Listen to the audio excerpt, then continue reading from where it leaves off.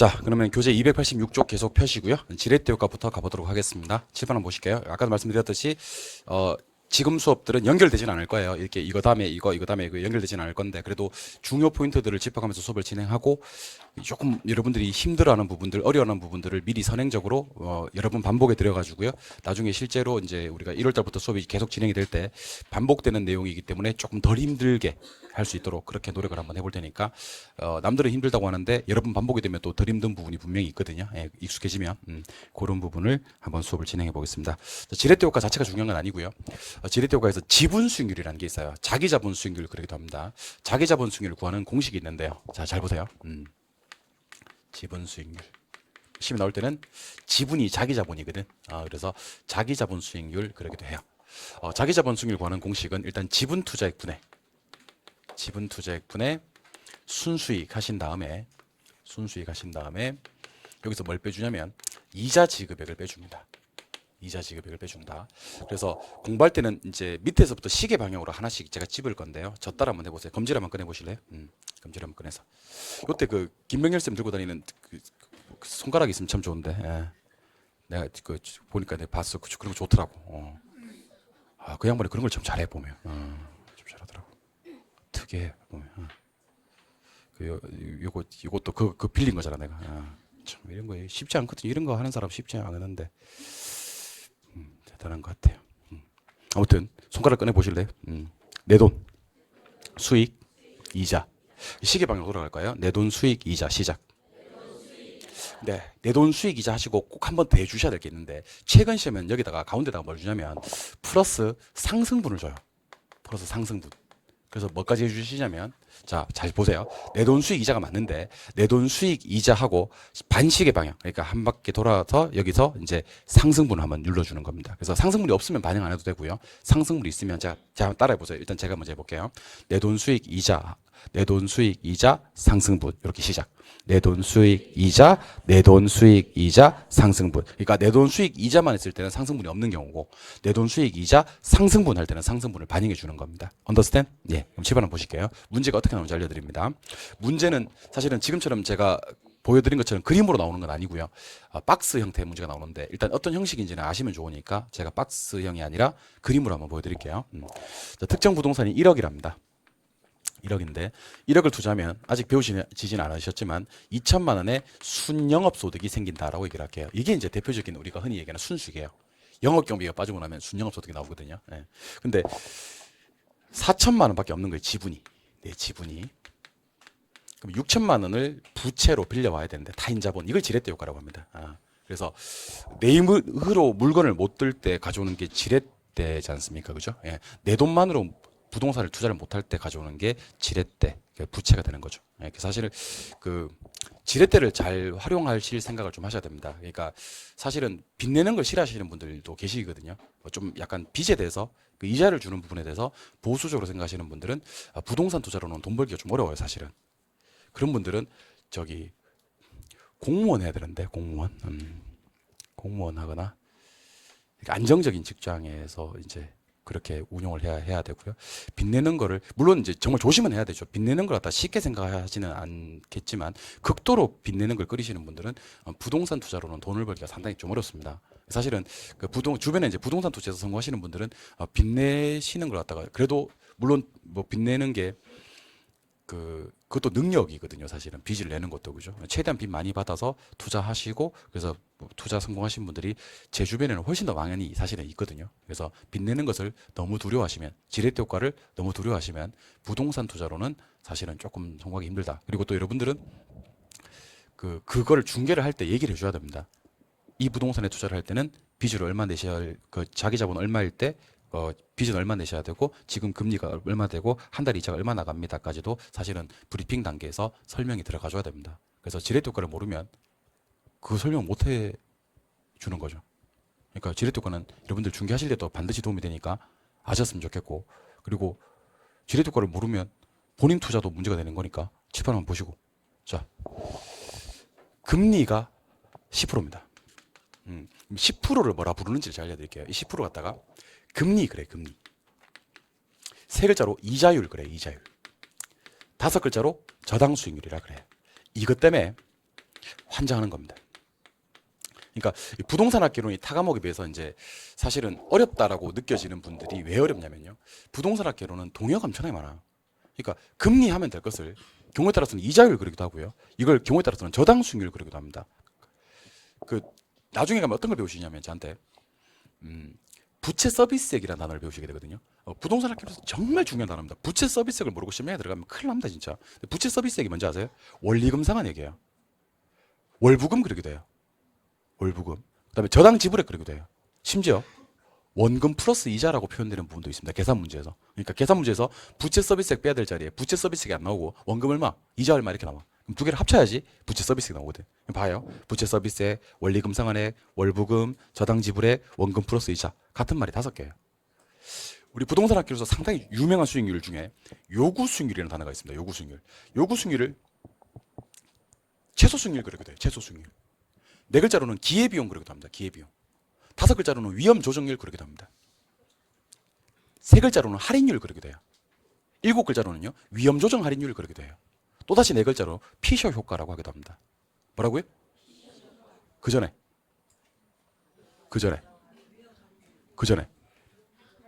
그런 거예요. 그러니까 요구 수익률은 요구 수익률, 최소 수익률, 뭐 할인율, 위험 조정률, 위험 조정 할인율, 기회 비용, 뭐 그다음에 피셔 효과, 뭐 동의어가 7, 8개씩 있습니다.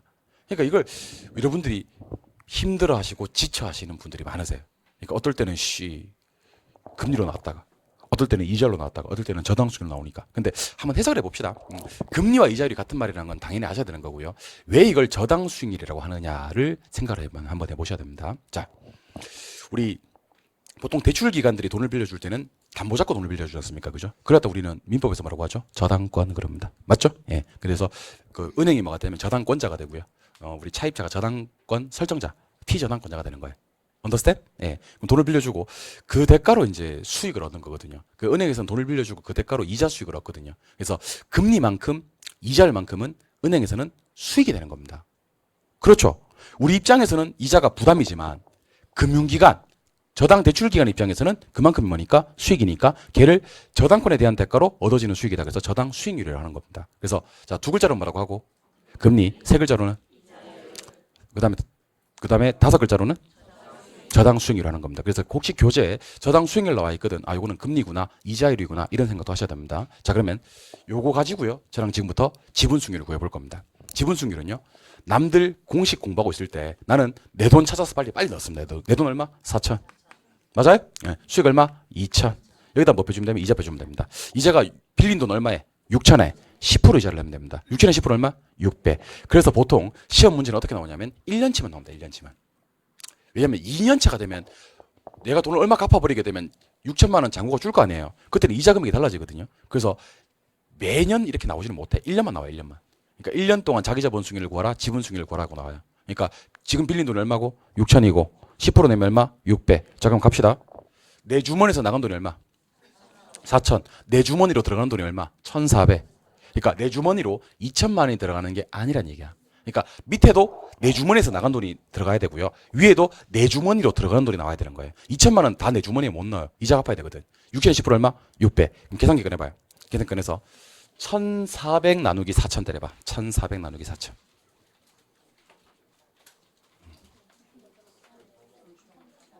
얼마?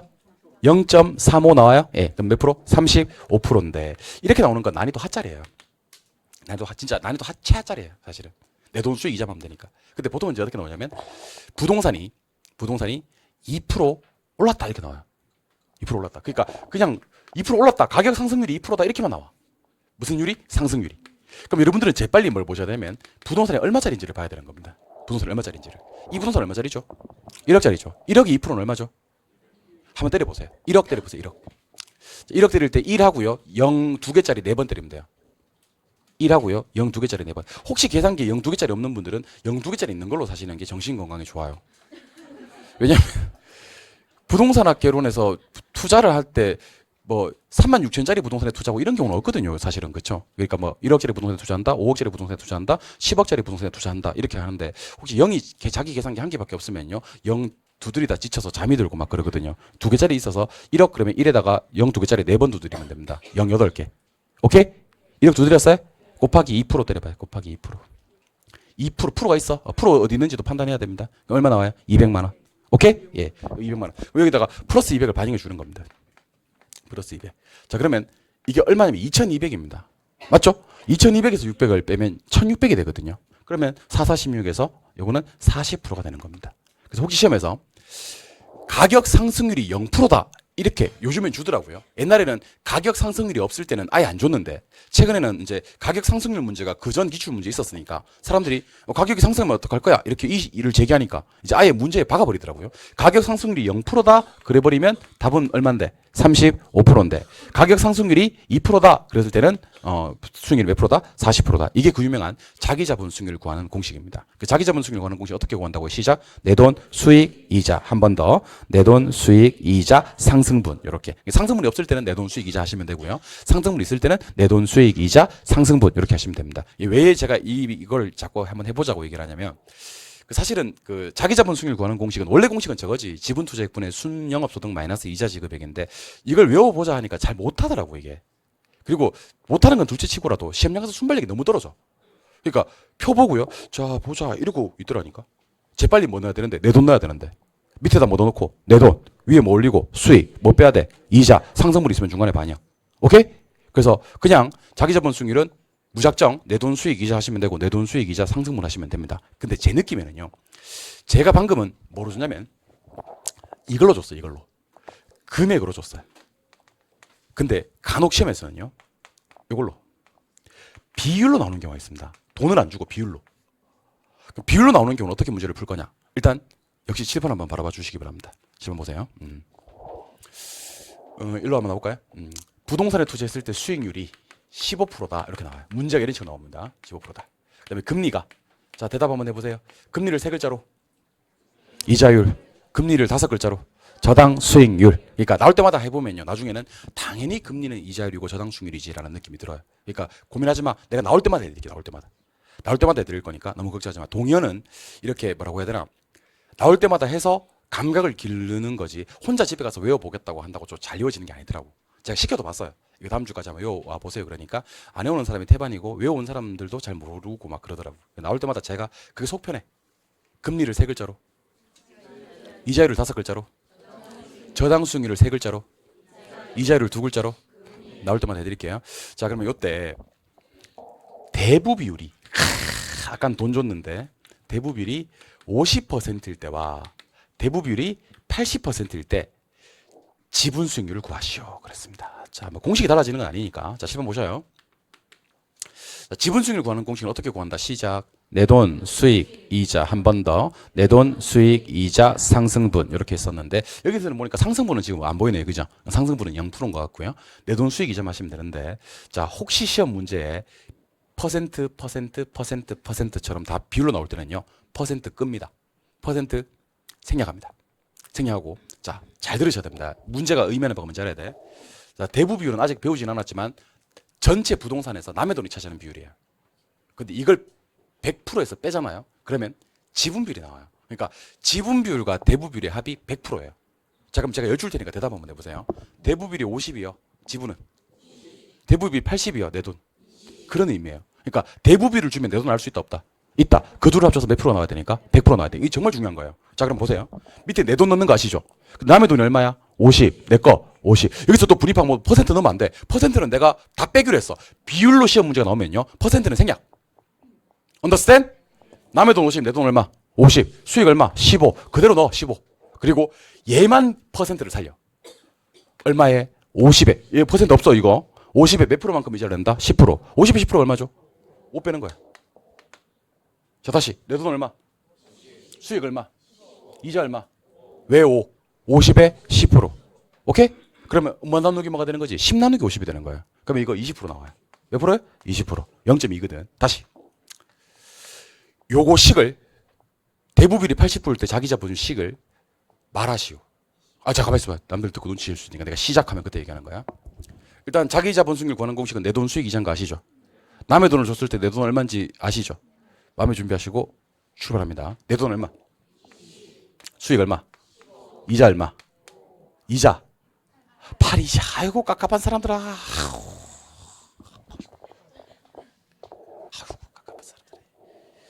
무조건 5가 아니고, 자, 봐봐. 50에 10%만큼 이자를 뺄 때는 5가 맞는데, 80에 10%만큼 이자를 뺄 때는 8이지. 그렇잖아요. 그럼 이게 얼마? 7. 7을 20으로 나오면 0.45 나와요, 이거는. 계산은 나중에 하도록 하고. 그러면 35%가 나옵니다. 그래서 여러분들, 혹시 금액으로 돈 줄 때는, 돈으로 줄 때는, 내 돈 수익이자, 내 돈 수익이자 상승분 하시면 되는데, 비율로 줄 때는요, 상승분도 안 줘요. 왜 상승분도 안 주는지 아세요? 상승분 안 줘도 환장을 하고 틀려요. 그래서 줄 필요가 없어요.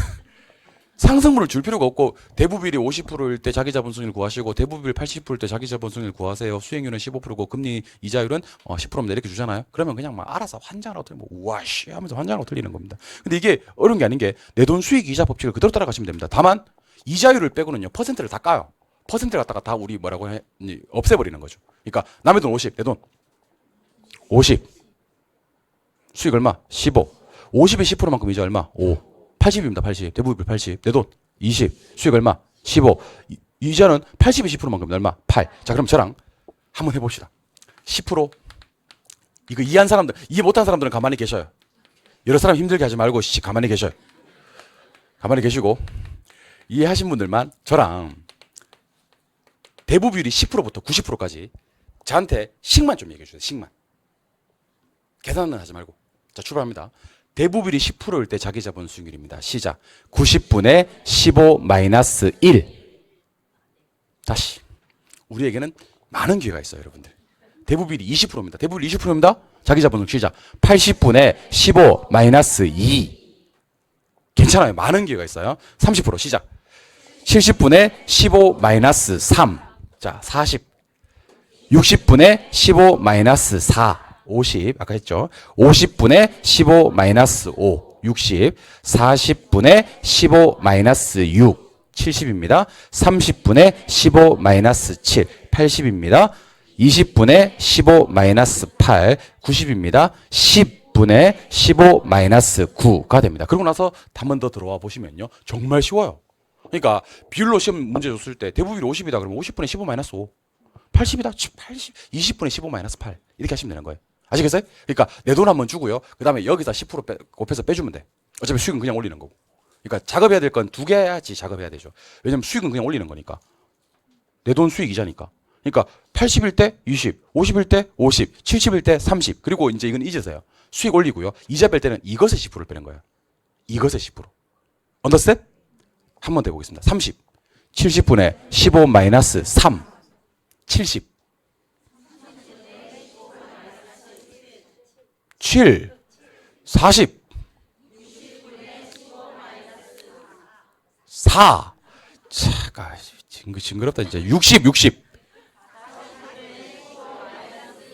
그렇게 하는 거예요. 알겠죠? 그러니까 자기 자본 수익률 구하는 거 이번 시험에 좀 잘 봐두셔야 될 것 같아요. 제 생각에는 금액으로 주는 경우는 아마 상승분을 줄 것 같고요. 비율로 주는 경우는 내 돈 수익이자, 내 돈 수익이자의 법칙만 지켜주면 되는데 이자율을 빼고는요. 전부 다 퍼센트 까고 그냥 내 돈 수익이자만 하셔도 문제 충분히 풀 수가 있다라는 거 기억해 주시면 좋겠습니다. 아시겠죠? 예. 두 번째는 위험과 수익을 봐야 되는데 잠깐 칠판 보세요. 자, 위험에는 수익에는 어떤 것들이 있는지를 보기 전에 저랑 뭐를 한번 해볼 거냐면 계산 문제를 한번 도전해 볼 거거든요. 자, 칠판 한번 볼까요? 칠판. 자, 위험과 수익이에요. 자, 일단 위험을 측정하는 지표는 분산이라는 거 있어요. 표준편차. 표준편차. 그 다음에 변이계수. 변이계수. 변이계수는 구하는 공식이 수익분의 위험이에요. 수익분의 위험. 혹시 우리 부동산학 개론에서 분모분의 분자로 표시되는 게 있다면요. 알고 싶은 걸 위로 올려요. 항상 알고 싶은 걸 위로 올려요. 그러니까 분자에 내가 알고 싶은 게 있는 거예요. 자, 그럼 질문. 방금 제가 변이계수 구하는 공식은 수익분의 위험이라 그랬지. 위에 수익이 있어요? 위험이 있어요? 그러니까 결국 변이계수를 통해서 알고 싶은 건 수익이다, 위험이다? 위험이라는 걸 기억하셔야 됩니다. 그래서 혹시 시험 지문에 분산 떠 있어. 아니면 표준편차 떠 있어. 아니면 변이계수 떠 있어. 이런 애들은 뭘 측정하는 거다? 위험 측정하는 겁니다. 근데 수익 측정하는 건 뭐냐면 기대 수익률과 평균이라는 거예요. 평균. 그래서 문제 푸시다가 기대 수익률이라는 단어나 평균이라는 단어가 나오면 이거는 수익을 측정하는 지표인데 이때 뭐가 필요하냐면 확률이 필요합니다. 특히 여러분들 칠판 보세요. 우리 시험에 기대 수익률 구하라는 문제. 기대 수익률 구하라는 문제. 이게 좀 이제 올해도 사실 나왔던 문제인데요. 자, 칠판 볼까요? 경제 환경이 비관적일 수도 있고 경제 환경이 정상적일 수도 있고 경제 환경이 낙관적일 수도 있다라고 제가 소개를 해드릴게요. 여러분들 비관적인 건 좋은 거예요, 나쁜 거예요? 나쁜 거예요? 예. 정상적인 건 있고 낙관적인 건요. 좋은 거예요. 그 제일 먼저 나오는 게 뭐냐면 확률이 나와요. 확률 20%, 40%, 뭐 40% 이렇게. 그리고 이때 수익률이 나오는데 잠깐 요거 들어가기 전에 이거부터 좀 와꾸를 좀 짭시다. 확률은요 3개를 더해서 100% 나와야 돼요. 확률은 3개를 더해서 몇 프로? 100%. 그래서 혹시 시험에 그 기대 수익률을 구하시오 해놓고 경제 환경이 비관적인 확률은 50%, 정상적인 확률은 60%, 낙관적인 확률은 70% 이렇게 나올 수는 없다는 겁니다. 확률을 마음대로 쓸 수는 있지만 3개를 합쳐서 몇 프로 나올 것? 100% 나올 것. 이게 법칙이에요. 두 번째는요. 수익률인데 예수익률이 4%, 예수익률이 8%, 예수익률이 10%입니다. 자, 질문. 비관적일 때 수익률이 제일 낮게 나와야 되나요? 정상적일 때 그보다 높게 나와야 되나요? 낙관적일 때 그보다 높게 나와야 되나요? 아니면 지문대로 나올 수 있나요? 지문대로 나올 수가 없어요. 여러분들 비관이란 말은 무슨 말이냐면 안 좋게 예측한다는 거예요. 제일 낮게 나와요, 숫자가. 정상적일 때는 그보다는 높게 나와야 돼. 비관적인 것보다는. 낙관적이란 말은 좋게 본다는 거거든. 그보다는 높게 나와야 돼. 그러니까 알 필요는 없어요. 알 필요는 없는데 그래도 우리가 적어도 기대 수익률 구할 때 이 문제 구성이 어떻게 되는지는 알고 출발하시면 좀 좋을 것 같다는 느낌에서 제가 드리는 말씀입니다. 알 필요는 없는데 뭐랑 뭐가 나오긴 하는데 확률하고 수익률이 나오긴 하는데 확률은 느낌적으로 3개를 합쳐서 몇 프로 나온다? 100% 나온다. 수익률은요 뭐보다는 어떨 때가 비관적일보다는 정상적일 때가 정상적일 때보다는 낙관적일 때가 수익률은 더 높게 나타난다라는 구조 정도는 알고 계시면 문제 그래도 왁구 짜는 데는 상당히 좋아요. 알겠죠? 왜냐하면 간혹 모의고사 같은 거 보다 보면 잘못된 문제들이 있더라고.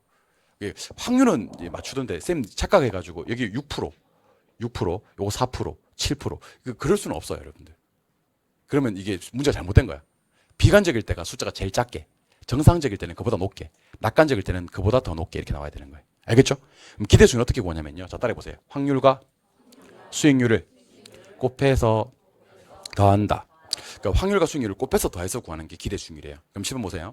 요거 연습 좀 하셔야 됩니다. 이거 20 곱하기 4% 때리면 얼마 나오냐면 이게 0.8이 나와요. 얼마요? 0.8%. 그다음에 48에 요거 3.2가 나와요. 얼마요? 3.2. 요거는요 4.0이 나와요. 얼마요? 4.0. 이게 답이야. 그래서 우리 지금 뭐 했지? 곱했지. 이제 다 하는 거예요. 그래서 집에 가셔서 연습을 지금은 연습을 못 해요. 집에 가서 연습해야 될 게 20 곱하기 4%, 40 곱하기 8%, 40 곱하기 10% 이걸 갖다가 연습을 한번 해보시면 좋을 것 같아요. 그러니까 요거를 푸는 방법 중에 하나가요. 처음에는 퍼센트를 적용하지 말고 뒤에 것만 퍼센트를 적용하는 방법이 있어요. 20 곱하기 그 20은 그냥 두드리고 4% 때리면 계산기 얼마가 뜨면 0.8이 떠. 20 곱하기 4% 때리면 뜨지. 한번 해보세요. 시간 드릴게 한번 해보세요. 20만 때려. 20 곱하기 4%. 4% 때려야 되는데.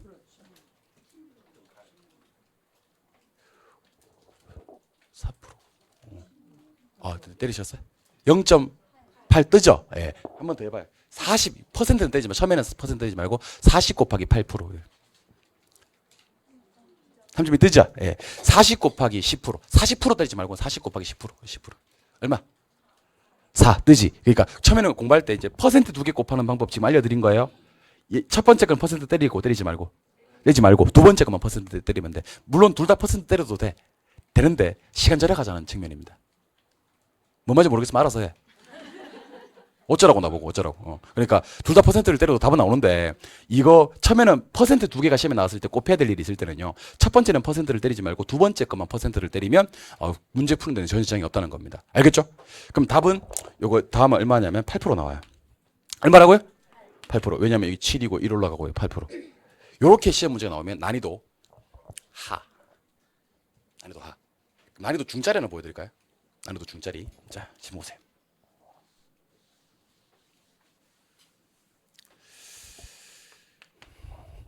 자, 잘 보세요. 이 부동산의 기대 수익률은 8%이다.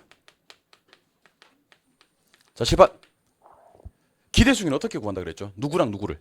확률과 수익률을 뭐해서? 곱해서 더한다. 이게 기대 수익률 구하는 공식이잖아요. 그죠? 예. 이 기대 수익률이 8. 근데 기대 수익률 구했어 8%. 그러면 가로 보이세요? 이 가로 안에 얼마가 들어가야 되냐? 이렇게 나오는 거지. 자, 다시. 아까 24 0.8, 8 아니라 그랬다. 네, 8 아니라. 이거 8하면 절단 난다. 이게 답이 8인데 이게 8이지. 큰일 났네. 자, 이건 얼마? 4. 맞아요? 그럼 여러분들 이 느낌이 있어야 돼. 4.8이잖아. 얼마 더해져? 3.2가 더해져야 되는 거지. 맞아요? 그럼 이게 얼마 되려면 3.2가 되려면 4, 8에 3.2가 된다고. 그래서 여기 들어가야 될 숫자도 공교롭게도 8%가 되는 겁니다. 요게 올해 기출문제. 이렇게 나오면 난이도 중. 그래서 난이도 상은 여기서 난이도 상은 없어요. 기대 수익률 구하는 문제에서는 난이도 상은 없어요. 왜냐하면 곱해서 더하기만 하면 되니까. 무엇과 무엇을? 확률과 수익률을 뭐에서 만다? 곱해서 더한다. 그래서 우리 수익에서는 요거 계산식만 한번 기억을 해봅시다. 뭐에서 만다? 곱해서 더한다. 뭐와 뭐를? 확률과 수익률을. 자, 참고로 확률은 세 개 합쳐서 몇 프로? 100%. 그 다음에 비관, 정상, 낙관으로 갈수록 수익률은 그 값이 뭐한다? 높아진다. 그리고 퍼센트끼리 곱할 때는 첫 번째 퍼센트는 퍼센트 때리지 말고 두 번째 퍼센트만 퍼센트 때려서 곱한 다음에 이거를 더하는 게 좋다. 알겠죠? 하지만 답을 구해놓고 중간에 미지수를 주는 경우도 있긴 하다라는 정도만 기억하시면 됩니다. 됐나요? 두 번째는 위험 중에서 사금법인유 위험이라는 게 있긴 한데 요거보다는 올해도 제가 강조했었죠. 총위험이 중요합니다. 총위험. 이번 시험도 총위험이 나왔고 그럼 저랑 지금부터 총위험에 관한 심도 깊은 대화를 한번 나눠보도록 하겠습니다. 총위험. 자, 따라해보세요. 총위험.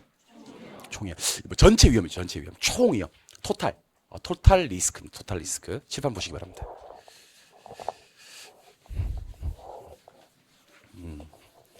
요거는 중요합니다. 총위험은 상당히 중요합니다. 뭐 올해 나왔지만 내년에 또 나와도 전혀 이상하지 않습니다. 뭐 시험 5번 치면 한 4번 정도 나오는 것 같아요. 느낌적으로. 시험 5번 치면 4번. 그러니까 거의 시험에 나온다고 보는 게 총위험입니다. 쉽게 나옵니다. 쉽게. 자, 총위험은요. 체계적 위험과 비체계적 위험으로 나뉘어지는데 저는 체위험 그리고 비위험 이렇게 하겠습니다. 체위험, 비위험. 그러면 여러분들은 체계적 위험과 비체계적 위험을 이해를 하세요. 자, 무슨 위험은? 총위험은 어떤 위험과 체계적 위험과 비체계적 위험으로 나뉘어지는데 결론부터 알려드릴게요. 체계적 위험은요. 모든 기업에 영향을 미치기 때문에 피할 수 없는 위험이라 그래요. 그래서 체계적 위험이 커지면 수익도 커지는데요. 우리는 이것을 위험과 수익의 상쇄관계 또는 비례관계라 그래요. 근데 체계적 위험의 예시는요. 이자율 혹시나 싶어서 묻는 건데 이자율을 2글자로? 5글자로? 까먹은 건 아니죠, 그죠? 예. 오케이. 그다음에 인플레이션, 그다음에 경기 변동. 이런 것들이 체계적 위험의 예가 되고요. 비체계적 위험은 특정 개별 기업한테만 영향을 미치는 위험이에요. 이거는 피할 수가 있는 위험이고요. 비체계적 위험을 피하기 위해서 분산 투자라는 걸 하는데 분산 투자를 아까 포트폴리오라 그랬어요. 포트폴리오를 통해서 재관리하는 위험은 비체계적 위험이라는 거고요. 요거는 어떤 거냐면 근로자가 파업한다. 영업 경비가 변동한다. 아니면 법적으로 소송 문제가 생긴다. 이런 것들이 이제 비체계적 위험의 예시가 됩니다. 일단 제가 처음에 접근하는 방법 알려드릴 테니까 한번 들어보시기 바랍니다. 접근 방법 알려드립니다. 여러분 제가 지금 칠판에 그리고 있는 거 뭔지 아세요? 이거요. 뭘 것 같아요, 여러분들? 칠판에 지금 그리고 있는 게 뭔 것 같아요, 여러분들? 이거 뭔 것 같아요, 여러분들? 여러분 말할 기분 아니에요, 여러분들? 그럼 내가 말할게. 이거 제가 칠판에 그리고 있는 거 이거는 그물이에요, 그물. 그물 같아요? 같아요, 안 같아요? 그물 같아요? 네, 고맙습니다. 그물의 종류는 2가지 그물이 있습니다. 상당히 촘촘하게 잘 짜여진 체계적 그물과 상당히 엉성하게 짜여진 비체계적 그물이 있는 거예요. 그물의 종류는 몇 개? 2개. 체계적 그물과 비체계적 그물이 있는 겁니다. 그러면 여러분들 체계적 그물에는요, 저 보세요. 요 물고기 잡아 못 잡아? 잡아? 요 물고기는 잡아. 그러면 체계적 그물은요, 모든 물고기를 다 잡을 수 있나? 예. 그러면 체계적 그물은요, 물고기들이 피할 수 있어 없어? 없지. 혹시 피할 수 있다 그럴까봐 좀 더 체계적으로 그려볼까요? 그러면 또 그런 사람도 있어. 막 지금 요런 물고기 있을 수 있잖아. 요런 물고기 진짜 있다니까. 왜 그런 얘기를 하는지도 모르겠어. 막 그런 얘기를 한다. 막 그런 사람들이 있어. 그래서 좀 더 체계적으로 못 살아요. 그런 사람들 때문에 내가요. 못 살아요. 수업 방해되고 막 그런데도 막 굳이 한다. 막. 자, 속이 시원하나 이제. 자, 보세요. 그러면. 자, 그러면 이 그물은요. 그물 하려다 참았던 사람들 다시 칠판 계속 보세요. 이 그물들 너무 체계적으로 그물이 짜여져 있으면요. 모든 물고기 다 잡을 수 있어요? 그러면 물고기들이 아무리 노력해도 피할 수가 있는 거야, 없는 거야? 없는 거야. 그런데 자 보세요. 이게 이제 보니까 약간 엉성한 그물, 비체계적 그물이에요. 그물이 비체계적으로 보이지. 자, 그러면 요런 물고기는 잡을 수 있어 없어? 있지만 요런 물고기는 잡아 못 잡아? 못 잡는 거지. 그러면 비체계적 그물은 모든 물고기를 다 잡을 수는 없고 어떤 물고기? 뚱뚱한 물고기. 여러분 뚱뚱하면 못 쓰는 거예요. 그래서 뚱뚱하면 못 써. 뚱뚱하면 이렇게 자꾸 잡히는 거야 이렇게. 그러니까 개별 물고기한테만 영향을 미치는 겁니다. 그래서 얘가 자꾸 잡히니까 자꾸 잡히니까 저기 열받은 거예요. 그래서요 플랑크톤을 안 먹기 시작합니다. 물만 먹는 거지. 6시 이후로는. 6시 이후로는 플랑크톤 안 먹고 물만 먹기 시작하는 거지. 플랑크톤 다 뱉어버리고. 그래서 살을 쏙 뺐어요. 이렇게. 살을 쏙 이렇게 뺐어요. 그러면 이제 피할 수 있어 없어? 있어. 이해하셨어요? 그러니까 여러분들 저기서 그물이 온다고 생각해요. 그물이 오는데 상당히 촘촘하게 잘 짜진 체계적 그물이 와요. 그러면 피할 수 있는 거야 없는 거야? 어떤 물고기를 잡을 수 있습니까? 모든 물고기를 다 잡을 수가 있는 거예요. 알겠어요? 근데 저기서 엉성하게 짜여진 비체계적 물이 온다고 생각을 해봐요. 그럼 이거는 모든 물고기를 다 잡을 수는 없죠. 개별 물고기. 얼마든지 노력만 하면 피할 수가 있다 없다? 있다. 그게 이제 기본 확보예요. 그리고 이 그물 그림은 다시는 그려드리지 않습니다. 여러분들. 이 그물로 이해만 처음에는 하자는 거지. 자 그러면 칠판 한번 바라봐 주세요. 칠판 한번 바라봐 주십니다. 자 A 기업이 있고요. B 기업이 있고 C 기업이 있고 D 기업이 있는데 어느 기업에 투자할까 고민하다가 그냥 네 기업에 다 분산 투자를 했어요. 이걸 포트폴리오라 그래요. 뭐라고요? 포트폴리오를 짰는데 결과가 나왔어요. 이 기업들의 수익표가 나왔다는 거. 여기 수익 좋았어. 수익 나빴어. 수익 좋았어. 수익 나빴어. 이거 나중에 포트폴리오 배울 때 제가 알려드릴 건데요. 포트폴리오를 잘 짰다 하려 그러면 세 가지를 만족해야 돼요. 첫 번째는 자산수가 많을 것. 2개보다는 3개가 좋고 3개보다는 5개가 좋다 그래요. 포트폴리오에서는. 두 번째, 수익률의 방향이 다른 방향으로 가기 짜는 게 좋다. 한 놈이 나쁠 때 한 놈이 좋고 한 놈이 이상할 때 한 놈이 또 괜찮고 이런 게 좋다. 세 번째는 상관계수라는 놈이 있는데 나중에 배울 겁니다. 마이너스 1에 가까울수록 포트폴리오 효과는 커진다라고 얘기를 할 거예요. 그래서 포트폴리오 효과를 찾자는 방법은 자산수 많고 수익률이 유사한 방향, 다른 방향, 상관계수가 높을 것, 낮을 것, 낮아서 마이너스 1로 가게 할수록 포트폴리오 효과는 커진다 그랬는데 자 보세요. 이거 안 좋지? 이거 좋지? 이거 좋지? 이거 안 좋지? 수익률의 방향이 유사한 방향이에요? 다른 방향이에요? 이거 포트폴리오 나중에 결과적으로 잘 짰다 그래요. 자 근데 지금 수익 안 좋은 기업을 보니까 누가 안 좋냐면 B기업 안 좋아요? D기업 안 좋아요? 왜 안 좋은지 조사를 해봤더니만 근로자들이 파업을 하고 있어요. 수익 좋겠어 안 좋겠어? 안 좋지. 영업 경비가 너무 많이 상승했대요. 영업 경비 상승하면 이익이 안 나잖아요. 수익이 안 좋을 수밖에. 그 다음에 회장님이 구속되셔서 옥중 경영을 하고 계신답니다. 법적 소송 문제에 휘말려 있답니다. 누구 기업과 누구 기업이? B기업과 D기업이. 그럼 제가 방금 말씀드린 근로자의 파업, 영업 경비의 변동, 법적 소송 문제는 B라는 기업과 D라는 기업한테만 영향을 미치는 위험 맞습니까? 그럼 요거는 개별 기업한테만 영향을 미치는 위험이네요. 맞아요? 그러면 이런 영향을 받지 않는 기업들이 세상에는 있어 없어? 있지. A와 C는 영향을 안 받지. 그런 기업들이 뭐만 잘하면 분산 투자만 잘하면 영어로 뭐만 잘 짜면 포트폴리오만 잘 짜면 피할 수가 있어 없어? 있어. 그런 위험을 뭐라고 하자 지금부터? 비체계적 위험이라고 하자는 겁니다. 결국 포트폴리오 분산 투자를 통해서 제거가 가능한 위험은 only 무슨 위험만? 비체계적 위험만 제거가 된다는 겁니다. 요거 이해하셔야 됩니다. 그래서 제가 지금부터 비체계적 위험이란 로 출발 한번 해보겠습니다. 잘 들으셔야 됩니다. 한 방에 훅 지나가. 잘 들으셔야 돼. 비체계적 위험이란 근로자의 파업, 영업 경비의 변동, 법적 소송 문제 등 특정 개별 기업에만 영향을 미치기 때문에 그렇지 않은 기업들의 분산 투자 포트폴리오를 구성함으로써 피할 수 있는 위험이다라고 얘기하시면 됩니다. Understand? 두 번째, 체계적 위험이라고 합니다. 자, 이것도 여러분들 일반적으로 얘기하는 거니까 여러분들의 도움이 좀 필요합니다. 또 너무 특수한 상황 가져오시면 안 됩니다. 일반적으로 이자율이 변합니다. 이자율이 변해. A, B, C, D 중 누가 영향을 받나요? 싹 다 영향을 받습니다. 알겠죠? 예. 그러면 이렇게 넘어가면 되는데 진짜 있어요. 진짜 제가 한두 번이 아니에요. 선생님 돈 안 빌려서 기업 활동하는 애들이 있을 수도 있잖아. 그 내가 그거 뭐라 그래요? 있을 수도 있죠.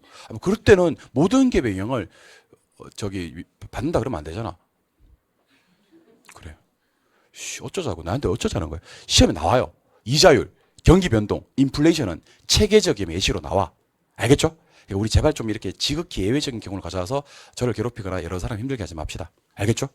사회성이 너무 떨어져. 사회성이. 너무 떨어져. 그런 사람이 있어요. 없는 것 같아요? 진짜 있어요.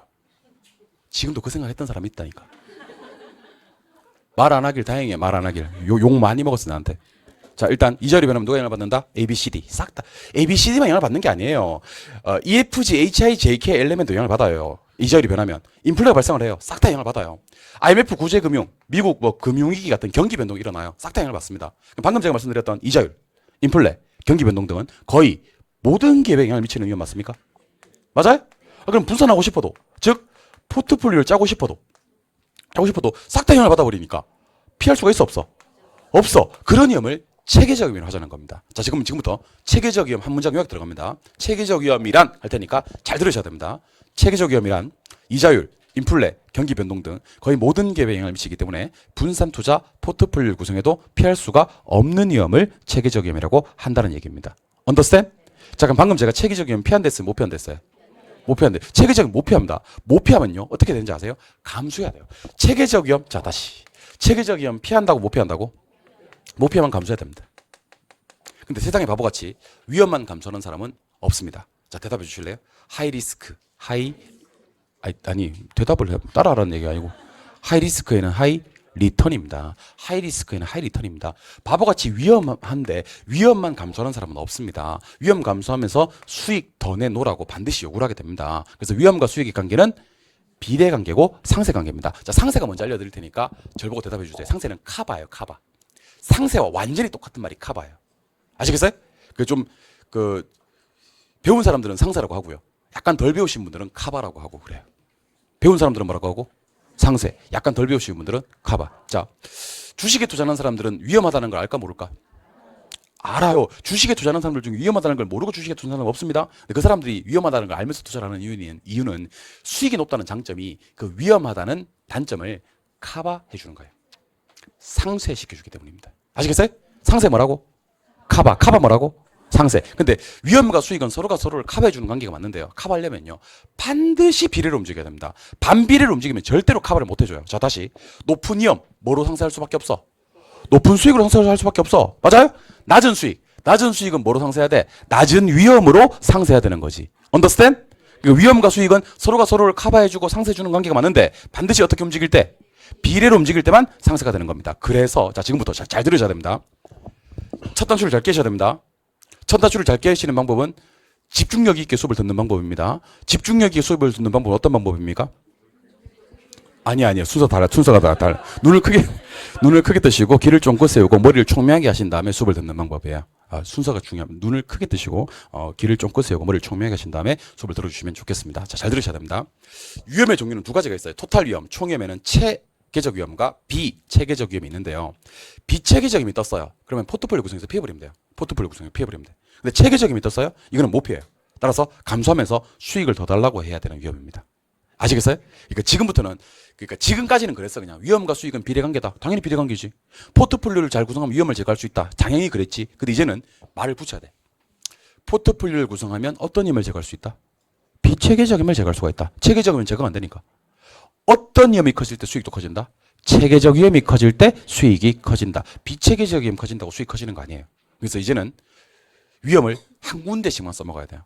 위험과 수익의 상세관계, 비례관계 할 때는 어떤 위험 써먹고? 체계적 위험. 포트폴리오를 통해서 위험을 제거합니다 할 때는 뭐를 써먹고? 비체계적 위험. Understand? 예. 그리고 이제 위험과 수익에 대해서 정리를 할 건데요. 수익에서 조금 더 봐야 될 것들이 있습니다. 짚어볼게요. 수익에서. 이것도 좀 중요한데 오늘 수업은 여기까지 할 겁니다. 여기까지 하고 다음 주 수업은 이제 포트폴리오, 시간가치 계산, 현금 수지 측정, 투자 분석 기법인데 포트폴리오는 이번에 건너드릴 거예요. 왜냐하면 포트폴리오가 시험에 사실 매년 나오는 건 아니거든요. 매년 나오는 건 아닌데 올해 시험에 떴어요. 그래서 포트폴리오는 과감하게 생략하고요. 다음 주는 정신 맑을 때 시간가치 계산, 그 다음에 현금 수지 측정, 투자 분석 기법 이런 거 들어갔다가 한번 해보려고 합니다. 이거는 맑은 정신으로 하면 좀 잘하면 될 수도 있어요. 아시겠어요? 그래서 다음 주 수요일 날은 아침에 오실 때 찬물로 세수하고 오세요. 찬물로. 찬물로 세수하고 찬물로 머리 감고 대가리 깨지고 막 그래, 그죠? 예, 그렇게 오시면 좋을 것 같습니다. 아시겠죠? 예, 저도 찬물로 머리 감고 오겠습니다. 그래서 우리 전투적으로 화폐 시간가치 계산, 현금 수지 측정, 부동산 투자 분석 기법 이렇게 세 가지 정도는 한번 정리를 한번 해볼게요. 자, 일단 수익률 봐야 되니까 자, 제발 보세요. 수익률 종류는 기대 수익률이라는 게 있고 요구 수익률이라는 게 있고 실현 수익률이라는 게 있습니다. 일단 7번 보세요. 기대 수익률은 예상 수익률이라고도 합니다. 요구 수익률은 아까 제가 살짝 언급했었는데 최소 수익률이라고도 합니다. 실현 수익률은 뭐 몰라도 됩니다. 자, 7번 보실래요? 자, 내가 투자 자금 1억을 들고 있어요. 투자자금 1억을 들고 있는데 1억을 들고 이 부동산에 투자 한번 해볼까 지금 고민하고 있어요. 고민하고 있습니다. 왜 부동산에 투자할 거 고민하고 있는지 아세요? 1억을 투자하면 1억 2천만 원 정도가 예상이 되는 거예요, 지금. 자, 그럼 투자 금액 얼마? 1억. 순수익 2천입니다. 그럼 1억분의 2천 하면 수익률이 20% 나오거든요. 몇 프로? 이걸 갖다가 1억 2천을 예상하고 있으니까. 방금 제가 소개해드린 이 20%를 그 유명한 기대 수익률이라고 합니다. 근데 혹시나 싶어서요. 이걸 은행 정도 아니면 채권 정도에 맡겨놓으면 얼마나 될까 싶어서 증권회사 가봤습니다. 아니면 은행 가봤습니다. 그러니까 은행 가보니까 은행에서는 우리 은행에 맡겨놓으시면 1억 1천만 원 정도는 최소한 보장해드리지요. 이런 얘기를 합니다. 그럼 최소한 몇 프로는? 10%는 정상적으로 요구할 수 있는 겁니까? 그래서 요구 수익률이라고 합니다. 자, 그럼 이 사람은 부동산 투자를 할까 안 할까요? 하겠지. 은행에 넣어놔봐야 몇 프로밖에 안 되니까. 10%밖에 안 되니까. 그럼 투자를 하려고 그러면 무슨 수익률이? 기대 수익률이 요구 수익률보다 클 때 투자를 하게 됩니다. 아시겠습니까? 그러니까 여러분들 우리 부동산학 개론에 잘 들으셔야 됩니다. 요구가 총 4번 나와요. 어디서 나온지는 아직 묻지 마시고 요구가 총 4번 나오는데 요구가 커서 역사가 이루어지는 경우는 없어요. 요구는 무조건 작은 쪽에 위치합니다. 요구 큰 쪽, 작은 쪽. 요거는 무조건 작은 쪽입니다. 아시겠어요? 그럼 한 개만 해볼까 그러면? 한 개만 해보자 그러면. 자, 우리가 저 뒤에 가시면 크리스탈러의 중심지 이론이라는 걸 배우시게 되는데 중심지가 성립되기 위해서는요. 재화의 도달 거리라는 것과 최소 요구치라는 걸 비교해요. 재화의 도달 거리와 최소 요구치. 질문. 누가 클 때 중심지가 성립될까요? 재화의 도달 거리가 커야 됩니다. 왜냐면 우리 부동산학 개론에서 요구는 몇 번 나오는데 4번 나오는데 요구가 커서 역사가 이루어지는 경우는 없어요. 그럼 방금도 수익률의 종류 3가지 중에서 기대 수익률과 요구 수익률을 배웠습니까? 요구 수익률이 커야 돼? 기대 수익률이 커야 돼? 기대 수익률이 커야 됩니다. 요구가 커서 역사가 이루어지는 경우는 없습니다. Understand? 자, 그런데 투자를 해봤어요. 투자 이루어지고 난 후에 1억 5백밖에 못 벌었어요. 1억 5백밖에. 1억 5백밖에. 달성이 된 거야. 수익률 5%거든요. 이 5%를 실현 수익률이라 그래요. 실현 수익률이라 그래요. 자, 그럼 잘 들으셔야 됩니다. 얘는 투자해야 안 해요? 한다니까. 아까 그랬잖아요. 한다니까. 그 투자를 할 때는 누구랑만 비교한다고요? 기대와 요구를 비교해서. 그러면 얘는 뭐 한 것을 투자한 것을 후회할 수는 있어요. 후회할 수는. 실현이 많으니까 너무 작으니까. 그러니까 실현은요. 투자 전에 알 수가 없어. 그래서 투자 기준으로 못 쓰는 거예요. 자, 실현 수익률은 투자 판단의 기준으로 쓰는 거야? 안 쓰는 거야? 못 쓰는 거야. 그러니까 쓸 수 있는데 안 쓰는 게 아니야. 투자할 당시에는 누구랑밖에 몰라. 기대와 요구밖에 몰라. 그러니까 실현 수익률은 투자 판단 기준으로 써요? 안 써요? 못 써요. 못 써요. 그러니까 투자한 것을 말 수는 있어요. 후회할 수 있어요. 하지만 해버렸는데? 그러니까 혹시 시험 지문에 이게 예리하게 나옵니다. 예리하게. 실현 수익률 작게 줘. 실현 수익률 5%밖에 안 돼. 막 이렇게 줘. 그럼 투자해요 안 해요? 이렇게 나온다고. 그럼 여러분들은 실현 이거밖에 안 되는데 투자하면 안 되지. 아니에요. 실현은요. 투자 기준으로 못 써. 누구랑 비교했을 때. 기대랑 요구랑 비교했을 때 누가 크면 기대가 크면 투자하는 거야. 뭐와 관계없이. 실현 관계없이. 지금도 투자한 것을 후회한다는 말은 일단 투자를 한 상황이야, 안 한 상황이야. 한 상황이지. 뭘 안 한 상황이야. 한 것 했다니까. 하고 보니까 후회할 수는 있다니까. 여러분들 결혼한 것을 후회하는 사람은 결혼을 한 거야, 안 한 거야? 한 거야. 왜 결혼했어? 기대가 커서 했다니까. 기대가 커서. 근데 왜 후회해? 실현이 작아서 후회한다니까. 알면서 그래. 알면서. 왜 내 입에서 나오게 만들어? 그러니까 자, 뭐가 커서 기대가 커서 투자하는 거야. 일단 투자를 할 때는 기대와 요구만 비교해서 투자를 하는 거예요. 실현은 투자 후에 감정에 영향을 줄 수 있는 수익률이지 투자 판단의 기준으로 못 쓰는 겁니다. 그래서 얘는 일단 배제. 그러니까 혹시 실험에서 실현 수익률이 몇 프로인데요? 그러면 얘는 투자 판단을 안 써. 못 써. 투자할 때는 누구랑만 본다? 기대와 요구랑만 본다. 그러니까 최소한 보장받을 수 있는 수익률은 뭐라 부르고? 최소한 보장받을 수 있는 수익률을 요구 수익률, 투자를 통해서 예상되는 수익률을 기대 수익률, 누가 누구보다 클 때, 기대가 요구보다 클 때 투자가 이루어집니다. 근데 여러분들 하나 아셔야 될 게 있어요. 하나 아셔야 될 게. 방금 제가 여러분들한테 소개해드리고 있는 게 뭐냐면 수익률을 소개해드리고 있거든요. 근데 수익률은 투자액분의 순수익이에요. 투자액분의 순수익. 자, 그러면 잘 들으세요. 지금부터 하는 얘기를. 자, 따라해보세요. 분수, 분자, 분모. 자, 분수는요. 분자와는 비례관계예요. 근데 분모와는 반비례관계입니다. 그럼 질문 드릴 테니까 대답하세요. 대답하세요. 누구든지 수익률을 높이고 싶어하지 수익률을 떨어뜨리고 싶어하는 사람 없잖아요. 수익률을 높이는 2가지 방법. 첫 번째, 순수익이 커야 됩니다. 그 돈을 부동산을 통해서 돈을 적게 벌어야 돼, 많이 벌어야 돼. 그래야지 수익 높아지는 거야. 두 번째, 투자 금액이 커야 돼, 작아야 돼. 이거 중요합니다. 이거 중요합니다. 투자 금액 작아야 됩니다. 그러니까 투자자는요, 비싸게 사야 돼, 싸게 사야 돼. 이게 핵심입니다. 그러니까 자꾸 여러분들 그 수익만 생각하시면 안 돼. 차익만 생각하시면 안 되고 내가 쌀 때도 싸게 사야 돼요. 싸게 사야 되고 비싸게 사면 수익률이 떨어지는 거예요. Understand? 싸게 사야지 수익률이 올라가는 겁니다. 똑같이 2천만 원의 수익이 발생되는 사업이 있다고 하더라도요. 이걸 갖다가 1억 주고 사면 수익률이 몇 프로인데? 20%인데 2억 주고 사면 수익률이 10%밖에 안 되는 거야. 비싸게 사면 수익률이 떨어지는 거라고. 오케이? 다시 투자 금액이 많아지면 가격이 올라가지고 투자 금액이 많아지면 수익률이 올라간다 떨어진다. 떨어진다. 다시 가격이 올라가지고 투자 금액이 많아지면 수익률이 올라간다 떨어진다. 떨어진다. 잠깐 7번 보세요. 방금 제가 기대가 클 때 투자한다 그랬어요. 요구가 클 때 투자한다 그랬어요. 기대가 클 때 투자한다 그랬죠? 기대가 클 때 투자하는 것을 투자 증가라 그래요. 투자 뭐? 오케이. 요구가 크면 투자하겠어 안 하겠어요? 최소한도 충족이 안 되는데 투자하면 안 되지. 이게 투자 감소라 그래. 투자 뭐야? 감소. 그래서 촌스럽게 투자한다, 투자 안 한다 안 그러고요. 투자 증가, 투자 감소라 그래요. 천천히 대답해 주세요. 기대가 크면 투자, 요구가 크면 투자. 기대와 요구가 같으면요, 이걸 그 유명한 투자 균형이라 그래요. 투자 뭐야? 균형. 자, 근데 잘 들으셔야 됩니다. 단기적으로는 기대가 클 수도 있고 요구가 클 수도 있어요. 즉 배운 말로 바꾸면 단기적으로는 투자 증가가 이루어질 수도 있고 투자 감소가 이루어질 수 있다고요. 근데 장기적으로는 투자 균형으로 가요. 그러니까 투자 증가가 이루어져도 어디로 가고? 균형으로 가고, 투자 감소가 이루어져도 장기적으로 투자 균형으로 가는데 그 과정이 간혹 시험에서 나오는 경우가 있습니다. 자, 7번 보세요. 저랑 이거 한번 해봐요. 여러분들 잘만 따라오시면 쉬워요. 자, 보세요. 눈을 크게 머리를 청명하게 하시고. 자, 기대가 10%고 요구가 8%입니다. 보고 계셔요? 누가 커요? 자, 이 부동산은 인기가 좋을까요, 나쁠까요? 수요가 증가됩니다. 수요가 증가된다고. 자, 사람들이 이 부동산에 몰리면 가격이 싸질까요, 비싸질까요? 가격이 비싸집니다. 맞아요? 자, 가격이 비싸지면요, 투자하는 사람 입장에서는 좋을까요, 안 좋을까요? 안 좋습니다. 기대 수익률이 하락합니다. 아까 그랬잖아. 비싸게 사면 수익률은 떨어진다고. 그래서 잘 들어봐요. 무슨 수익률이? 기대 수익률이. 자, 여기다 점차란 말을 쓸게요. 점차 하락합니다. 자, 그럼 지금 기대가 얼마인데요?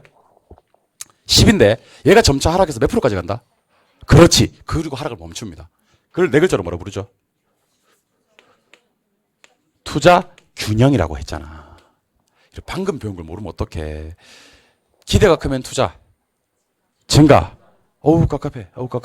요구가 크면 투자 감소. 기대와 요구가 같으면 투자 균형. 자, 절 보세요. 기대가 지금 얼마죠? 10, 요구 8. 기대 크지? 수요 증가, 가격 상승. 기대는 점차 하락. 어디까지? 투자 균형. 다른 거 시험에 안 나와. 이것만 시험에 나와. 이것만. 시험에는 어떻게 나오냐면 지금 기대가 큰데요 이렇게 나와요. 지금 기대가 큰데요 이렇게. 그럼 기대는 점차 뭐 해줘야? 하락해줘야 균형으로 가는 거지. 이거 이해되세요? 그러면 그 밑에 거 여러분들이 한번 해주세요. 기대가 6. 기대가 커요, 요구가 커요? 이 부동산 아무도 그것도 보지 않아요, 여러분들. 수요가 감소해요. 오케이? 가격은 떨어집니다. 가격이 떨어지면 메리트가 생겨 안 생겨요? 생겨요. 왜 안 생겨? 가격이 떨어지면 아무도 거들떠 보지 않는 부동산, 지금 가격이 너무 비싸기 때문에 거들떠 보지 않는 거예요. 가격이 싸지면 메리트가 생겨요. 기대 수익률이 점차 상승하기 시작합니다. 맞아요? 얼마까지 상승할까요? 8%까지요. 그럼 투자 뭐를 이루죠? 균형을 이루죠. 그래서 여러분들은 처음과 마지막만 기억하셔도 돼요. 왜냐하면 우리는 최종을 알아요. 최종은 어차피 뭐 할 거다? 같아질 거다. 근데 출발이 기대가 컸어. 그럼 기대는 점차 뭐 할 것이다? 하락할 것이다. 처음 출발이 기대가 작았어. 그럼 기대는 점차 뭐 할 것이다? 상승할 것이다. 어디까지? 투자 균형까지. 자, 다시 단기적으로는 기대가 커서 투자 증가, 요구가 커서 투자 감소가 이루어질 수 있나요? 하지만 장기적으로는 기대와 요구가 같아지는 수준에서 투자 균형을 이루나요? 그럼 그 과정에 기대가 컸을 때는 기대가 점차 무엇하여? 하락하여. 기대가 작았을 때는 기대가 점차 무엇하여? 상승하여 투자 균형으로 간다라는 것을 기억해 주시면 좋겠습니다. Understand? 계속 갑니다. 집안 보세요. 이제 진짜 수업의 마지막입니다. 요구 수익률입니다. 요까지 하고 집에 갑시다. 오케이? 오늘 고생하셨어요. 오늘 우리 뭐 중요한 거 진짜 많이 했다. 탄력성 다 기억나지, 씨. 지금 완전 타격나는 눈빛인데? 그리고 저기 뭐야, 거미집 이론. 완전 씹어먹지, 내가 아마. 거미집 이론. 거미집 정도는 내가 씹어먹지. 그리고 이제 우리 투자로 나서 내 돈 수익 이자 했던 거. 돈으로 줬을 때, 별로 줬을 때. 그 다음에 총위험에서 체계적 위험과 비체계 저기압, 기대 수익률 곱하고 더하고 하는 공식. 그리고 지금 수익률에 기대 수익률과 요구 수익률, 투자 균형, 마지막 요구 수익률까지 하고 이제 집에 가시는 겁니다. 알겠죠? 예. 그럼 물론 다음 주 오시면 복습 또 다 해드립니다. 복습 또 다 해드리면서 그 1월달 그 2020년 1월이 새해가 밝아올 때쯤 되면요. 수요 공급 투자론 감정 평가로 마음 빡세게 먹고 왔는데 별로 안 어렵게 지금 여러 번 반복해 드릴 겁니다. 익숙하게 만들어 드리면 돼요. 익숙하게 만들어 드리면 사실은 뭐 수투감만 끝내면 개론은 탄탄대로입니다. 나머지는 암기만 좀 하면 되거든요. 수투감만 끝내시면 됩니다. 사실은 수투감 싸움이에요. 지금 이렇게 부증성 이런 거 공부하면 안 돼요. 필지, 획지 이런 거 공부하면 안 된다고요. 쓸데없는 거 그런 거 공부하면 안 돼. 그런 거는요 나중에 공부해도 맞춰요. 나중에 공부해도. 할당 효율적 시장, 뭐 약성 효율적 시장 이런 거 공부하면 안 돼. 상향야가 하향야가 이런 거 공부하면 안 돼. 이런 거 아시겠어요? 큰일 나. 지금 그런 거 공부하면 사람들 학원에 안 나와. 다 안다고 생각해서 투자론 이런 거 굵직굵직한 거 몇 개 공부하셔야 됩니다. 자, 7번 보실게요. 요구 수익률을 구하는 공식은요. 요구 수익률을 구하는 공식은 무위험률에다가 위험 할증률을 더해요. 위험 할증률. 여러분들 저 따라 한번 해보실래요? 무위험률, 위험 할증률. 주먹 2개 지세요. 주먹 2개 지시고 요구 수익률을 구성하는 양대 축은요. 한 개 축이 무위험률이고요. 또 한 개 축이 위험 할증률이에요. 뭐랑 뭐라고요? 한 번 더. 자, 무위험률은 시간 대가로 주는 수익을 말하고요. 위험 할증률은 위험 대가로 주는. 다시 주먹 지세요. 자, 무위험률은 뭐 대가? 시간 대가. 위험 할증률은 위험 대가. 자, 여러분들 정상적으로 수익을 뭐 하시려면 요구하시려면 일단 여러분들은 두 가지 부담을 하셔야 되는 겁니다. 자, 그럼 지금 저랑 살짝 제가 건너뛰고 왔는데 투자의 정의부터 다시 한번 해볼게요. 투자의 정의. 투자란 뭐냐? 투자가 뭔지 아세요? 투자는 현재 확실한 지출을 희생해서 미래 불확실한 수익을 얻는 것을 투자라고 합니다. 투자의 목적 오른쪽이고요. 투자의 희생 왼쪽입니다. 그래서 보통은 뒤에 걸 먼저 읽어요. 투자란 한번 해볼게요. 시작. 미래 불확실한 수익을 목적으로 현재 확실한 지출을 희생하는 거. 이게 투자입니다. 알겠죠? 예. 근데 됐고 투자는 두 글자로 뭘 얻기 위해서 한다. 근데 수익은 언제 생긴다? 미래 생겨요. 이상 소리 하지 말고 다시 할게요. 예. 잠깐 수업이 약간 이상하게 됐네. 수익이 언제 발생한다고요? 이래. 그래서 일단 현재에서 미래로 뭐를 흘려보내줘야 시간을 흘려보내줘야지 요 수익을 얻을 수가 있는 거예요. 첫 번째는 무엇을 희생해야 된다? 시간 희생해야 되는 겁니다. understand? 두 번째는요. 지출은 많은데 확실한데 수익은 많다.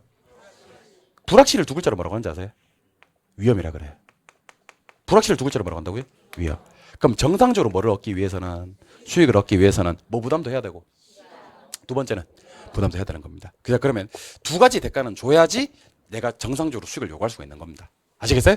정상적으로 두 가지는 희생을 해야지 수익을 얻을 수가 있는 건 요구할 수 있는 건데 첫 번째는 시간 대가로 주는 수익을 뭐라 부르고 무위험률, 위험 대가로 주는 수익을 위험 할증률. 위험 할증률이야 위험하면 할증된다는 얘기니까 위험에 대한 대가가 맞는 것 같은데 왜 시간에 대한 대가를 무위험률이라고 하는지 여러분들 이거 좀 신기하지 않습니까? 그럼 저랑 한번 얘기 한번 해보죠. 집안 보세요. 방금 제가 불확실을 두 글자로 뭐라 그랬지? 위험이라 그랬지. 맞아요? 예, 그럼 잘 들으셔야 됩니다. 지금부터. 위험의 반대말을 제가 소개해드리겠습니다. 지금부터. 위험의 반대말은 무위험입니다. 뭐라고요? 그러니까 앞으로 위험의 반대말이 뭡니까? 라고 얘기를 하면 뭐 확실, 뭐 안전, 뭐 이렇게 위험의 반대말이 뭡니까? 그럼 안전 뭐 이러지 마시고요. 무위험이라고 얘기해 주세요. 위험 반대말은 뭐? 무위험. 안전한 게 아니고 무위험이 위험 반대말입니다. 그럼 얘는요. 불확실한 걸까? 확실할 걸까? 확실. 자, 그러면 확실한 게 몇 개 있거든요. 우리 부동산 학에서는 무위험 자산으로 국채나 정기예금 같은 거 많이 꼽습니다. 정기예금 같은 거. 자, 그럼 대답 좀 해주세요. 1년 만기 정기예금의 금리가 2%다. 듣고 계셔요? 그 2%를 무위험률이라 그래요. 자, 그럼 갑시다. 국채나 정기예금 같은 자산은 무슨 자산? 무위험 자산. 그런 데 투자했을 때 수익률을 뭐라 부른다? 무위험률. understand? 자, 근데 잘 들으셔야 됩니다. 방금 제가 1년 만기 정기예금의 금리가 2%라 그랬지. 이 2% 얻는 방법. 다시 1년 만기 정기예금의 금리가 2%라 그랬지 방금. 그럼 이 2%는 무슨 율? 무위험율. 이 정기예금 같은 자산은 무위험 자산. 그럼 요거 2% 얻는 방법. 1년이라는 시간 흘려보내줘야 돼. 그거만 하면 돼? 예. 그거만 하면 돼. 얘는요. 시간에 대한 대가로 주는 수익이에요. 그러니까 위험 부담한다고 고생하셨어요 하고 주는 수익이 아니고 뭐만 때우면 시간만 때우면 주는 수익이야. 그런 수익률을 무슨 수익률? 무위험율. 그런 자산을 무위험 자산. 그런 자산에 어떤 것들이 있고 국채, 정기예금. 얘는 수익이 확실해 불확실해? 확실해. 근데 얘도 아무것도 희생하지 않아도 주는 수익은 아니고 무엇에 대한 대가로?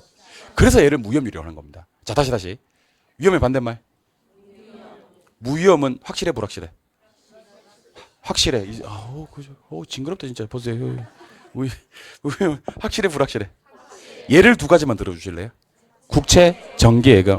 국채, 정기예금 같은 자산은 무위험 자산. 그런 데 투자했을 때 수익률을 무위험율. 얘는 무엇에 대한 대가로 주는 수익? 시간. 그래서 여러분들 왜 시간에 대한 대가를 무위험률이라고 하는지 아셔야 되는 겁니다. 왜 시간에 대한 대가를 무위험률이라고 하시는지 아셔야 됩니다. 국채나 정기예금 같은 데 투자했을 때 수익률을 무위험률이라고 하거든요. 얘는 시간만 때우면 주는 수익이에요. 근데 이거는 수익이 통상 너무 높다 낮다? 낮다. 그래서 위험을 부담한다면 수익을 또 더 줘요. 이때는 무위험률을 더 주는 게 아니고 위험 할증률을 더 줘요. 할증이 뭔지 아세요? 할증은 더 한다는 뜻이에요. 뭐 하면? 위험하면 더 주겠다. 이게 위험 할증률이에요. 그러면 위험에 대한 대가로 주는 수익이 뭐다? 위험 할증률. 사실 이거 아는 사람이 많이 없어요. 여러분 아까 제가 이런 얘기 한 적이 있는데 기억나실지 모르겠다. 위험과 수익은 비례관계다 그랬죠? 아까 위험과 수익은 상세관계고 비례관계다 했다네 진짜. 위험과 수익은 비례관계라 그랬잖아요. 위험과 수익이 결론적으로 비례관계라는 건 아는데 왜 비례관계예요? 라고 물으면요. 대답을 못하는 사람이 많아요. 그러고 나서 길거리를 활보고 다녀요. 이거 위험과 수익은 비례관계가 맞는데 왜 비례관계라는 걸 얘기를 못해? 자 보세요. 왜 위험이 커지면 수익이 커지는지 아세요? 자, 잘 들으셔야 됩니다. 주목 두 개 주세요. 주목 두 개 주세요. 요구 수익률을 구성하는 양대 축은 뭐가 있는데 무위험률과 위험 할증률이 있는데 시간이 길어지잖아요. 그럼 수익 적게 줘, 더 줘. 더 줘. 시간이 1년 만기 정기예금보다는요. 2년 만기보다는 3년 만기가 수익률이 높아요. 이유가 뭔지 아세요? 시간이 길어지면요. 무위험률이 커져요. 그러면서 수익이 커지는 거예요. 오케이? 위험이 커지면 수익이 커지나요? 예, 이유를 알려드립니다. 왜 위험이 커지면 수익이 커지냐면요. 위험이 커지면 오른쪽 손 위험 할증률이 커지는 거예요. 그러면서 수익이 커지는 거예요. 이거 대답하는 사람이 많이 없다고. 다시 주먹 쥐고 시간 대가 뭐? 무위험률, 위험 대가, 위험 할증률. 그러면 시간을 많이 때우면 수익률이 커지나? 질문. 시간을 많이 때우면 왜 수익이 커지나? 무위험률이 커지기 때문에 수익이 커지는 거야. 오케이? 위험이 커지면 수익이 커지나? 왜? 위험 할증률이 커지기 때문에 수익이 커지는 거야. 요구 수익률 구성하는 요소는 양대축이 뭐랑 뭔데? 무위험률과 위험 할증률인데 시간 길어지면 뭐가 커지면서 무위험률이 커지면서 요구 수익률이 커지는 거고. 오케이?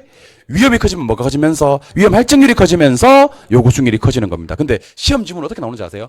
정말 말도 안 되게 나와요. 말도 안 되게. 최근 5년간 2번이나 나왔던 지문이 뭔지 아세요? 무위험률이 하락해야 요구 수익률이 상승한다. OX. 요렇게 2번 나왔어요. 여러분 이게 말이 됩니까 이게? 자, 요구 수익률을 구성하는 양대 축은 뭔데? 무위험률과 위험 할증률인데 대답하세요. 무위험률이 커져야지 요구 수익률이 커지고 위험 할증률이 커져야지 요구 수익률이 커지고 혹시 무위험률도 커지고 위험 할증률도 커지면 요구 수익률은 억수로 커져요. 억수로. Understand? 무위험률이 커지면 요구 수익률. 위험 할증률이 커져야 요구 수익률. 무위험률도 커지고 위험 할증률도 커지면 요구 수익률은 억수로 커지는 거예요. 완전히 커지는 거예요. 이해하셨어요? 그러니까 당연히 얘 축들이 커져야지 얘들이 커지는 거예요. 그래서 나중에 저한테 뭐를 배우실 거냐면 요구 수익률을 구할 때는요. 신나게 다 한다고 할 거야. 신나게 다 한다. 무위험률 더하고요. 위험 할증률 더하고요. 인플레도 넓은 의미에서 위험이거든요. 그래서 더해요. 나중에 가치 상승분이라는 요소를 빼주게 되는데 그거는 나중에 하도록 하고요. 일단은 당분간은요. 요구 수익률 구할 때는 신나게 다 한다. 무위험률 더해야 한다요. 더하고 위험 할증률 더하고 인플레도 더하고 싹 다 더하고 그렇게 기억하시기 바랍니다. 왜냐하면 최근 10년간 가치 상승분을 나오면 빼주긴 합니다. 근데 걔를 빼주는 경우는 최근 10년간 없었어요. 그래서 여기까지 정리를 하셔야 됩니다. 자 그러면 저 보시고요. 저 보시고 교재 한번 살짝 구경 갔다가 교재는 몇 쪽을 보시냐면요. 교재는 287쪽이에요. 287쪽이에요. 287쪽에 가시니까 이번에 수익률이라고 되어 있습니까? 가로 1번 제목에 지분 수익률이라고 있습니까? 동그라미 1번에 가니까 또 지분 수익률이 있죠. 동그라미 1번에다가 별 하나 때려 두시고요. 동그라미 1번에 별 때려주시고 옆에 보니까 지분 투자액분의 순영업소득 마이너스 이자 지급분이라고 돼 있잖아. 우리 그 옆에다가 한번 써볼 거예요. 그 옆에다가 어떻게 할 거냐면 그 옆에다가 여러분들이 손수 쓰시는 게 좋아요. 이거는요. 예. 내 돈, 수익, 이자 가운데다가 플러스 상승분 하고 나서 요 표시 하나 딱 해주면 좋겠네. 요 표시 딱 해주면 상승분이 있다면 중간에 반영해 준다 이런 뜻입니다. 그래서 원래는 내 돈 수익 이자인데 내 돈 수익 이자 상승분까지 주면 좋다. 그 지렛대가에서는 딴 거 보지 마시고 요것만 보시면 돼요. 아시겠죠? 예. 근데 아까 돈으로 주는 경우와 비율로 주는 경우 둘 다 정리했던 거 기억나시죠? 예. 책을 290쪽으로 넘어갈게요. 290쪽에 가시니까 자 보조단으로 갑니다. 보조단 가시니까 핵심이라고 되어 있습니까? 별 하나 때려주세요. 핵심.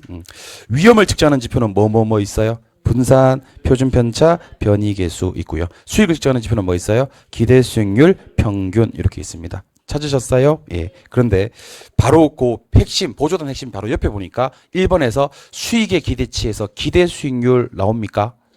찾았습니까? 동그라미 2번 한번 체크해 보세요. 동그라미 2번. 동그라미 2번을 체크는 하시는데 제가 읽어볼게요. 기대 수익률은 각 상황별 뭐에다가 수익률에다가 각 상황이 발생할 확률을 뭐한 후에 곱한 후에 이를 뭐해서 합산해서 계산한다. 뭐 이렇게 나가긴 했는데 자, 오른쪽 페이지 가봐. 오른쪽 페이지 가시니까 자 첫 번째 보니까 비관적, 정상적, 낙관적에서 확률 나오죠. 그리고 옆에 보니까 예상 수익률 나오죠. 이건 뭐해서 곱해서 뭐 하면 되는데 다음 되는데 결국에는 기대 수익률 얼마인지가 나와 있잖아. 그죠? 중간에 미지수 구하는 게 작년 시험에 나왔다라는 얘기 아까 풀어봤었습니다. 기억하고 계시죠? 예. 한 장을 넘기셔서 한 장 넘겨서는 안 되겠네. 두 장 넘기셔야 되겠네. 두 장 넘기셔서 294쪽. 294쪽에 가시니까 4번에 총위험 나옵니까? 이 봐봐 이거. 최근 5년간 4번 나왔다니까. 최근 5년간 4번. 이게 맨날 나와 이게. 그래서 우리는 가로 1번에 총위험 밑에 보니까 표 있습니까? 표. 별 하나 때려두시고요. 때려두시고 체계적 위험과 비체계적 위험을 그 표는 거의 뭐 씹어먹듯이 공부를 하셔야 될 것 같아요. 됐나요? 예. 오른쪽 페이지로 한번 가볼게요. 자, 오른쪽 페이지로 가시니까 2번에 수익률의 종류라고 되어 있습니까? 역시 별 하나 때려 두셔야 됩니다. 수익률 종류 별 하나 때려 주시고 우리는 가로 1번의 제목이 뭐죠? 가로 2번의 제목이 뭐죠? 두 개를 묶어 주세요. 가로 1번과 가로 2번. 그러니까 좀 있으면 한 장 넘기시면 신원 수익률이라고 나오긴 나오는데 우리는 누구랑만 비교해서 투자한다? 기대 수익률과 요구 수익률은 신원 수익률은 써야 안 써요? 안 쓰는 거예요. 근데 가로 2번에 보니까 제목이 무슨 수익률이 나왔는데 가로 2번에 보니까 제목이 무슨 수익률이 나왔는데 요구 수익률. 요구 수익률 보니까 여러분들 최근 5년간 몇 번 나왔어요? 네, 뭐 이것도 중요하네요. 한 장 넘기시니까 아까 말씀드렸던 요구 수익률은 시간에 대한 대가 뭐랑 무위험률, 위험에 대한 대가 뭐 위험, 할증률의 합으로 요구 수익률이 구성이 됩니다. 주먹 두 개지고요. 첫 번째 주먹이 뭐예요?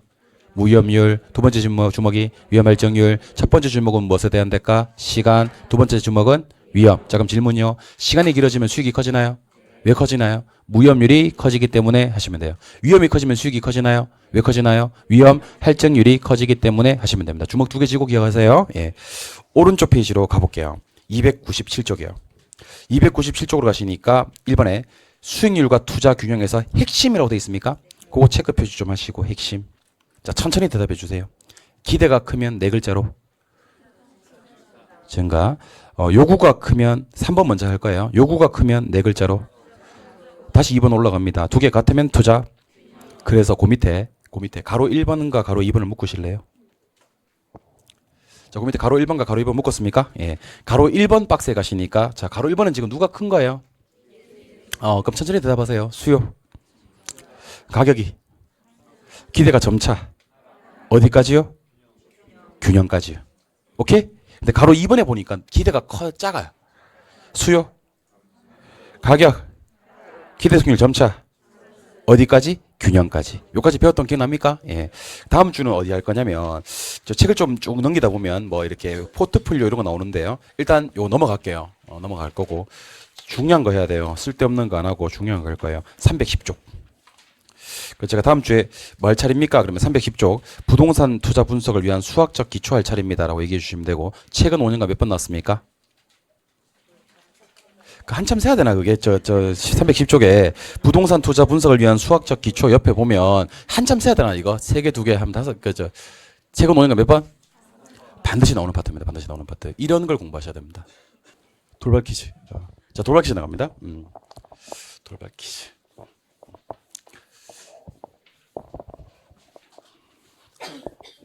돌발 퀴즈. 자, 돌발 퀴즈는 요구 수익률은 무엇과 무엇의 합으로 구성이 될까요? 라고 하는 건데요. 예. 네 글자고요. 5글자예요. 그래서 요구 수익률은 무엇과 무엇의 합인지 4글자, 5글자 2개를 다 맞추셔야지 정답으로 처리해 드리도록 하겠습니다. 아시겠죠? 돌발 퀴즈였습니다. 예, 그래서 다음 주에는 부동산 투자 분석을 위한 수학적 기초로 들어가도록 하겠습니다. 맑은 정신으로 다음 주에 한번 기대해 보시면 좋겠습니다. 오늘 고생 많이 하셨고요. 다음 주 수요일까지 힘찬 한 주 되시기 바랍니다. 수고하셨습니다.